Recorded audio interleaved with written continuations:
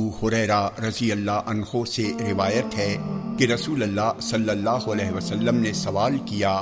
کیا تم لوگوں کو معلوم ہے کہ مفلس کسے کہتے ہیں؟ صحابہ نے عرض کیا، اللہ کے رسول، ہمارے ہاں مفلس اسے کہتے ہیں جس کے پاس درہم و دینار اور ضروری سامان زندگی نہ ہو۔ رسول اللہ صلی اللہ علیہ وسلم نے فرمایا، ہماری امت میں مفلس وہ شخص ہے جو قیامت کے دن روزہ، نماز اور زکوٰۃ کے ساتھ اس حال میں آئے گا کہ اس نے کسی کو گالی دی ہوگی، کسی پہ تہمت باندھی ہوگی، کسی کا مال کھایا ہوگا، کسی کا خون بہایا ہوگا اور کسی کو مارا ہوگا۔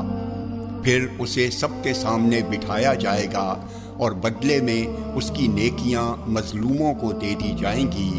پھر اگر اس کے ظلموں کا بدلہ پورا ہونے سے پہلے اس کی نیکیاں ختم ہو جائیں گی